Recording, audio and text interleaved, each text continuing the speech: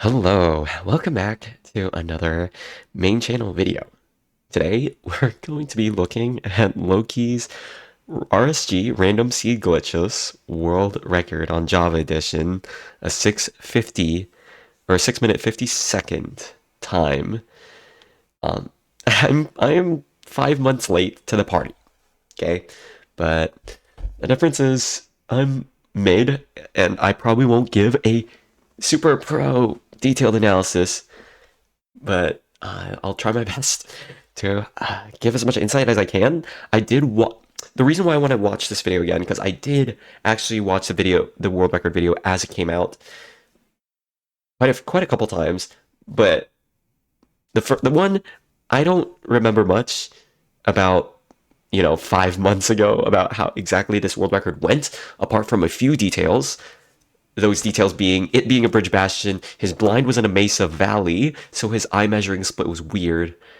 And other than that, I don't remember much. He does the zero cycle for sure. And there was a long hallway in the Stronghold when he saw the portal room, but other than that, I don't remember much. Yeah, it was a bridge bastion. He had to do a little bit of bridging terraining to get there. Okay, maybe I remember a lot. And that it's like a 140-minute enter with a BT buried treasure. Okay, I remember like the whole thing. But, I think I've forgotten enough that I still give a decent reaction. So, anyway, without further ado, let's get started. Yeah, here he's just scanning through seeds looking for his buried treasure, for those who don't know, using that pie chart to look for which chunk the chest would be in, that chest being the buried treasure chest, of course. Overlapping this gravel mining with increasing his render distance and setting his pie chart for the Nether, which we will not see because, normally you use the pie chart in the Nether to look for the fortress, but when he gets to as he's like going to the bastion, he ends up seeing the fortress anyway, so it doesn't matter. Look at that. That crafting's beautiful. Honestly, it's not like super flashy, but it's so clean. It's beautifully played. This is where he gets 9 wood, which is a very much a ranked play. I think certain players would go for 8 logs only because, it's RSG, you could hope for the insta-perch, but like I said, he goes for the zero cycle, a very consistent way of killing the dragon that doesn't rely on luck like we used to for years and years before the zero cycle was implemented. So yeah, there was that ravine right there that he saw, but yet he decides to not go for that ravine because he doesn't like it. He likes this kelp and this ravine more. So that's where we're at right now. I didn't commentate too much on the island split because the crafts and like the routing on the island all pretty linear. The one thing that he did do that wasn't normal is that he crafted his wood or his doors and his boat somewhat early. And also that boat is to fix his so if you watch right here, wait, why did he do the boat actually? I actually have no clue why he did the boat. I don't know if if it's because of boat eye. I don't think so. I don't think it's because of boat eye. Nonetheless, I think he just wants to make sure that he's doesn't have like the boating glitch. There's like a glitch where if you mine a block, it briefly shows up again, and getting in and out of a boat fixes it. Yeah, that's beautiful switching into the into the birch leaves from the oak leaves. He opts to loot this left triple first because he sees. So I actually so people who loot the ramparts this is a bridge bastion. He knows it's a bridge bastion, but he opts to loot this rampart first. Now, this is something I didn't notice the first time I watched it, so this is a good analysis point.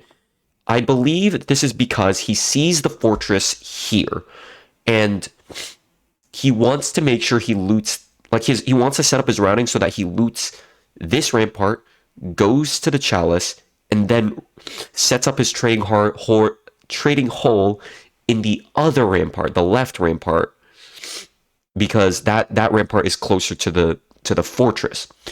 Whereas, let's say he didn't loot this and went straight to the chalice. Sure, he could have gotten all of his obsidian and all of his materials, but he runs the risk of having, oh, I have 18 obby and my trades are done. I need to check the right rampart, and that's a huge time loss doing it chalice, left, right. Huge time loss. So I think him going right rampart, chalice, and then left rampart is a very consistent route and very much a ranked routing decision. Very not going for the high roll, but Loki does main ranked, so it makes sense. And we will see that again in the fact that he mines almost all of the gold blocks in the chalice. Not quite the 16, but he went super scary, by the way. But he goes for 15 gold blocks. He neglects this one that's sticking out because it's a little bit more annoying to mine. But yes, he is doing exactly as I thought. Both ramparts are triple chest rampart, so this is very, very beautiful for Loki. He already has 10 obby on his bar. He's going to be very... He's honestly should be very confident to get 20 obsidian, which is why he should probably just leave at 12 or 13 gold blocks only, especially since he already has gold armor. He doesn't have to spend gold crafting that gold helmet. But anyway, we go for the rank pilled play, you know, even though it's an open fort and we probably don't need golden pickaxes. Whatever. Rank pilled play, he loses like 5-7 seconds tops. Like it's not a big deal. It's a world record. Like, how am I supposed to criticize? I need to. Yeah, I probably need to censor that. Good job, friend. That is very good. That is very good. Anyway, he sets up his hole here, which is... I like this hole. It's not bad. But he does something scary from my memory. He ends up punching this pig. It's like, god damn, bro. That pig wasn't even in the hole yet. Super scary, because if that pig didn't land in that hole, that pig would have just chased him forever. For those who don't know, if you punch a pig, you can't use gold to distract it anymore. It'll just be angry forever at you for like the next 30 seconds or so. So yeah, it's bad. But yeah, he does his sorting here, gets his wool crafted for that blaze bed early, gets the iron sword craft, which pisses me off because there was an iron sword in that buried treasure anyway, but whatever. He has that spare gold. But he's ready to go. Damn, he's barely ready to go. Even after looting, after looting 2 triple chest ramparts and trading almost all of his gold, he still barely just has 20 obby here. But 48 string plus not much glowstone, which scares me. Does he wait for more string on that rotation? I don't know, but he does set up a pearl hang because he needs... Right, he fails that pearl hang, so he gets the double pearl hang and crosses a chunk border right here to get to his pigs. So scary, but, you know, just works out because it's world record. Oh, okay, he had way more gold than I thought. So he has a stack of string. I feel like he should unhang now. There you go. Excuse my pausing and unpausing. It's world record, it's fast. I'm trying to process it. Bear with me. But yes, he has that sword to kill these blazes faster. Oh yes, also what I remember from this run, just take a look at these rates, right? First 2 blazes gets 2 rods, right? You know, getting 2 out of 2 blaze rates, nothing special, but 4 more blazes right here. Take a gander at what's about to happen. Bang, bang, bang, bang, 6 rods, 6 for 6, and yeah, you should expect nothing less from world record, right? But yeah, this blind, very tough, or not very tough, but, you know, very awkward. Because that happens. So he has to build up and toss another great adjustment there.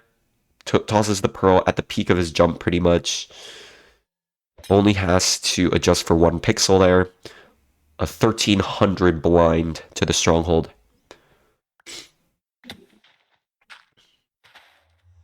But yeah, plenty of obby, so he doesn't have to worry about misplacing too much. That does come into play, which is kind of funny. The extra obby that he has. That's a lucky pearl. Loki, I'm pretty sure himself acknowledged that was a lucky pearl, that he landed right on this fort, like the edge of this fort, right? The fort right here. Pretty lucky. And this right here.